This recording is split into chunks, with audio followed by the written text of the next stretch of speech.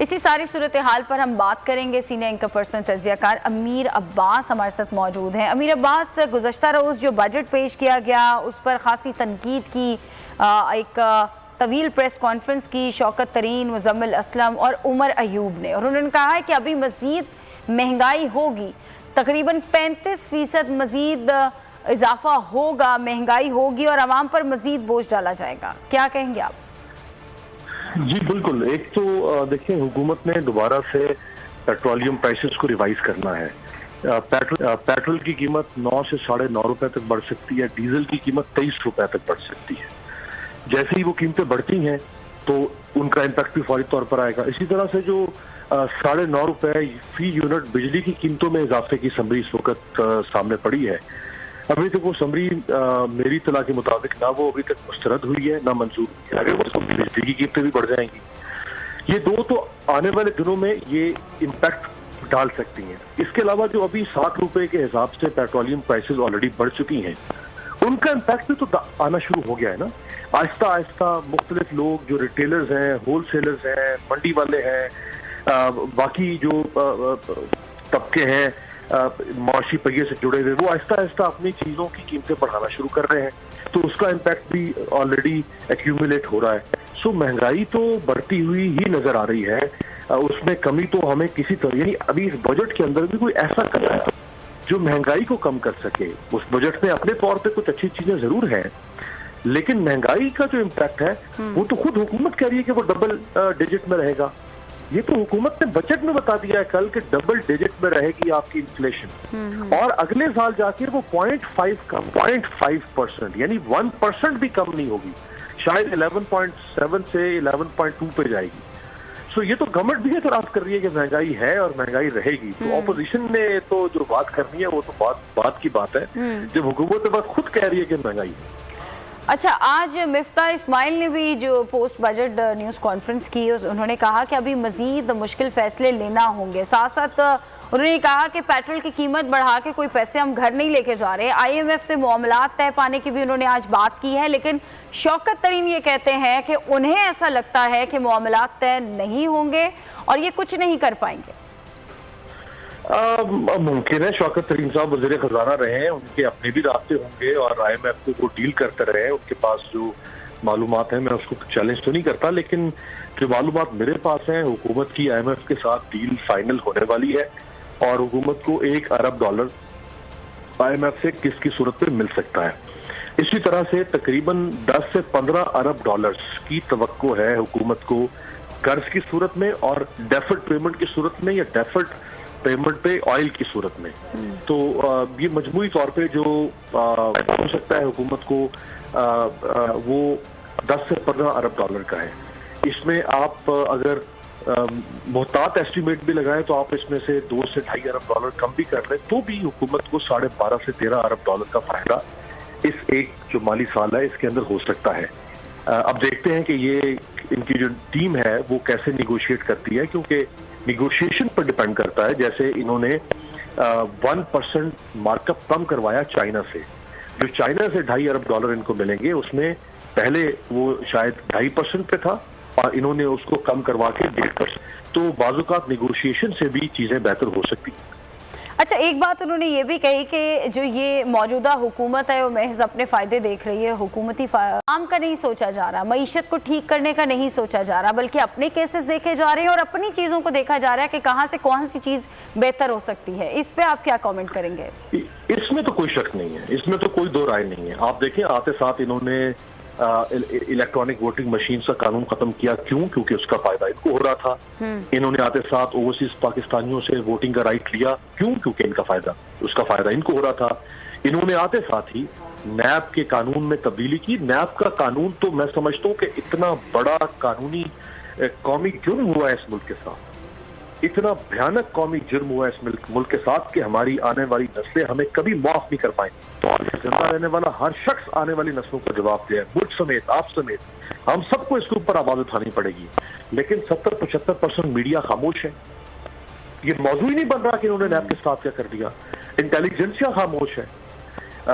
وکلا کی تنظیمیں جو ہیں ان پر سکوت آ رہی ہے اس وقت، اور جو پریشر گروپس ہیں معاشرے کے اندر وہ خاموش ہیں.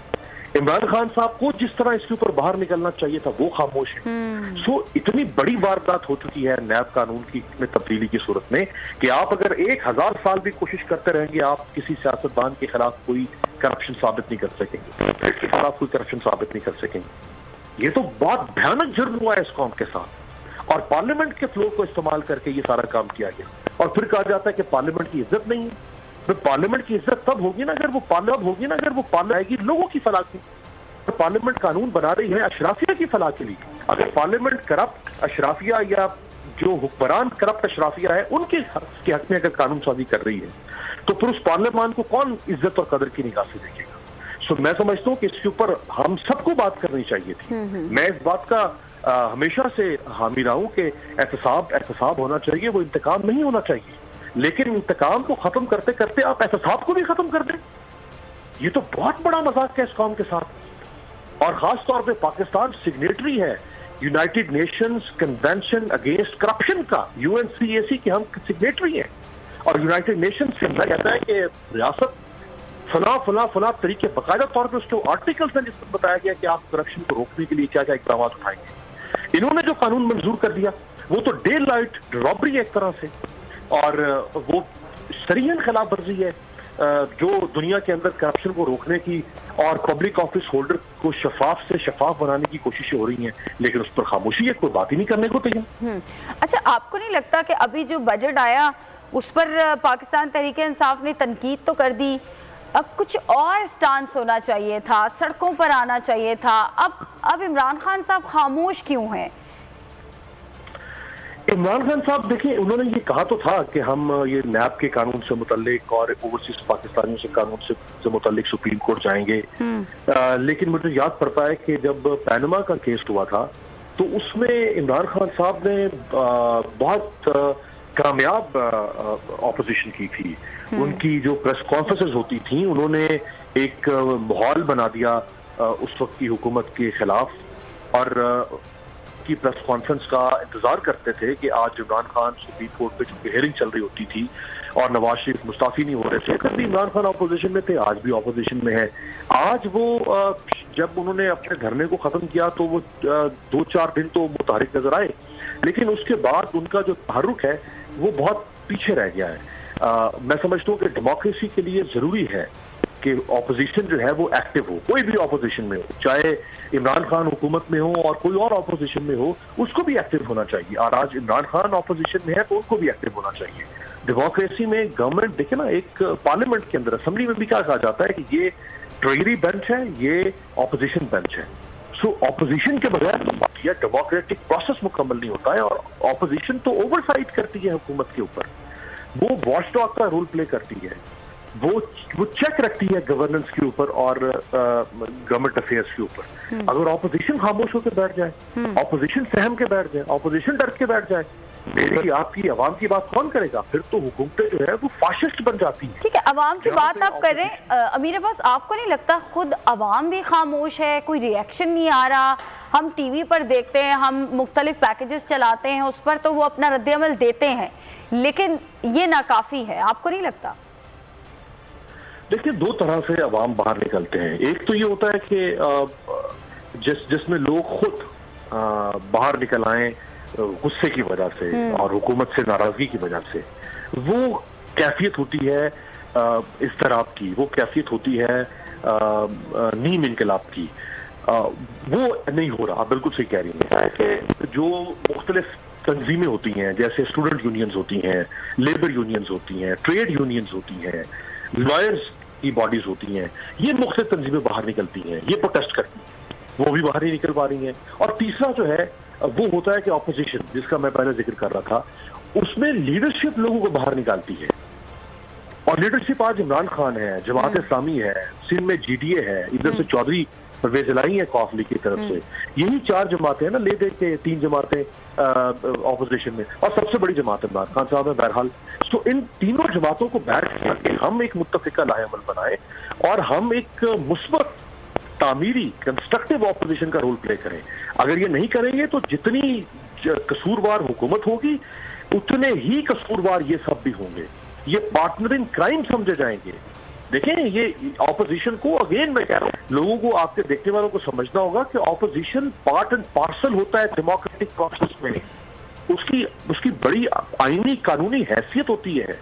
اس کے بغیر جمہوریت کا جو سائیکل ہے, جو پہیہ ہے, جو نظام ہے وہ مکمل نہیں ہو سکتا.